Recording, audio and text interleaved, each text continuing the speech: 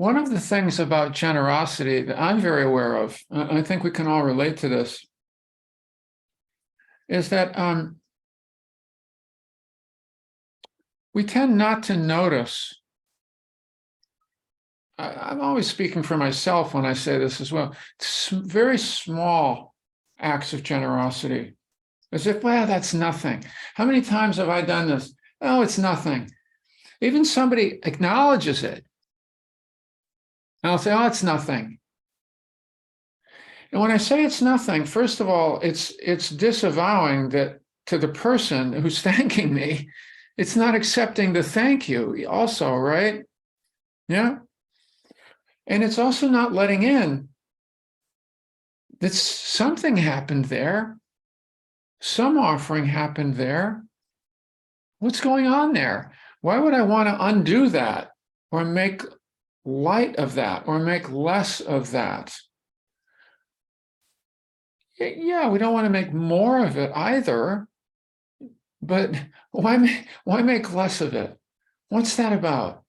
Yeah, I wonder, is that because I got some training early on, in my own religious upbringing, that pride is one of the deadly sins, and any little even acceptance of somebody thanking me, I say, well, it's nothing really, it's just these small moments, and so much of mindfulness is about getting more nuanced, more subtle about what's going on, what we're up to, what we're offering. And in this case, with generosity, what we offer, how we respond to what we offer, as well as how we might respond to what is offered to us.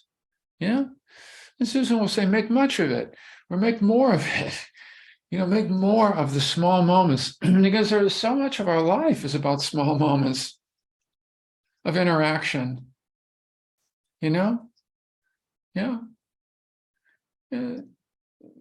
So much of our life is small moments of interaction, and small moments of noticing, and small moments of feeling, and what do we do? What do we do in that space? In Buddhism, there's a whole cosmology. Some of you may be aware of this, of the 6 realms of being. Some of this we don't have a lot of familiarity with. We might not have a lot of belief in it. They also have belief in heaven realms. Some people are surprised to hear this. They're the God realms, and there's actually a sense that this life is connected to the next life, and that if we do good deeds in this life, this is very similar in some respects to the Christian worldview. If we do good acts, we'll get our reward in heaven. You ever heard of that? We'll get our something good will happen next time around, if not this time around. When Buddhism, they're about that too, to some extent. That if you do, and generosity is one of the big ones. If you are generous, if you are generous, if you practice sila in all of its forms, we just happen to be focusing on generosity this month, that if you practice that, if you make that a habit, a pattern, you bring that in, then you are more likely to have a good rebirth next time around.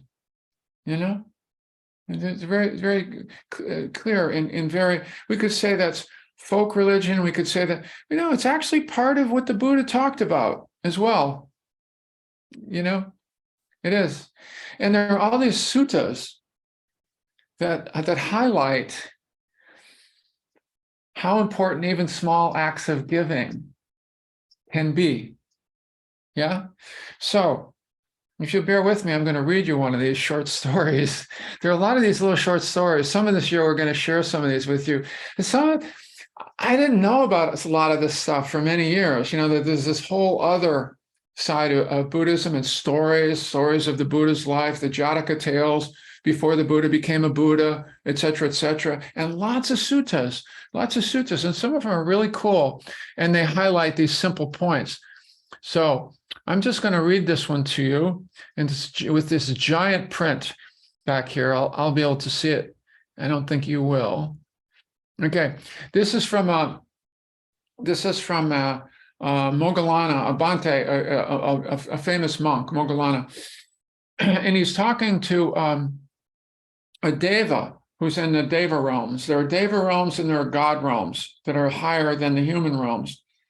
The human realm is supposed to be the realm where there's just enough suffering that we can actually do some work, and move toward liberation. Some of the higher realms are so good that there isn't much suffering at all, and they're lovely. Well, there's a lot to say about that, but not today. Anyway, here's a monk talking to a deva, and he says, "Dear deva, your mansion is way up in the sky and spreads over 120 kilometers.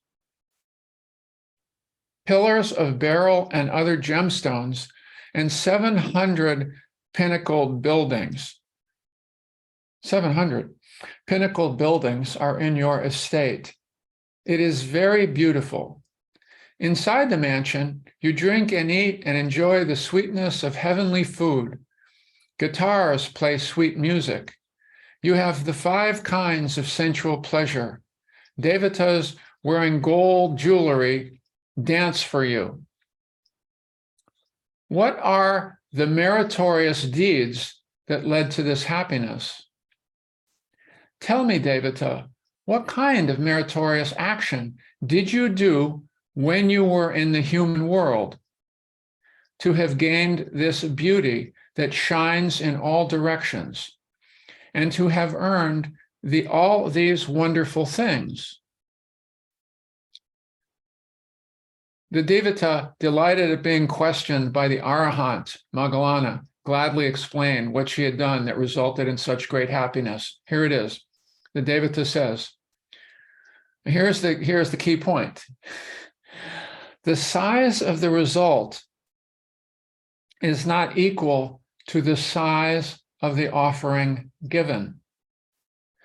Giving is always great. I offered a needle to sew robes. That small offering of a needle became great. Because of this meritorious deed, I have been born as a very beautiful Devata and enjoy all the wonderful things that delight my heart. Great Bhante, that was the meritorious action I did to have such a beautiful body which shines in all directions. Right? Sweet story, right? Maybe it's a fable. Maybe who knows? Who knows? But there's that sense of all this person did was offer a needle, didn't sew the robes, just offered a needle. Here. You can't sew a robe without a needle. Just offered the needle. That's it. That's it. We offer needles all the time, don't we? Little offerings can have big results. Little offerings can have big results. Don't make too little of your little offerings. I mean, that's the message there. Generosity at all levels. There's that wonderful expression, if a tree falls in the forest and no one is there to listen, does it make a sound? Yeah. Well, if I make a little offering and it's not immediately validated, does it matter? If I make just a little offering, does it matter? Well, I would say it makes a sound. It matters in your own psyche. We're also talking about developing our own mind and heart. Sometimes we get feedback from the universe, sometimes not. But every time we offer, it matters. It's such a simple, so many of these things in these practices are simple and profound at the same time, you know? Generosity matters. Small offerings matter.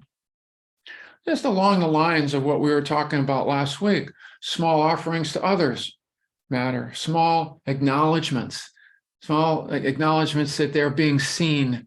This is one small way. You know, it might be 10 seconds. It might have 10 seconds. This might be our 10 seconds for this lifetime. Maybe that matters. Maybe it matters in here. And who knows if it matters out there. You know, one of Susan's lovely expressions, I love this. Rest your heart on your intention. Rest your heart on your intention. Yeah, with generosity. It's the intention to offer, and it's also the intention to create or strengthen a pattern of giving within our own heart.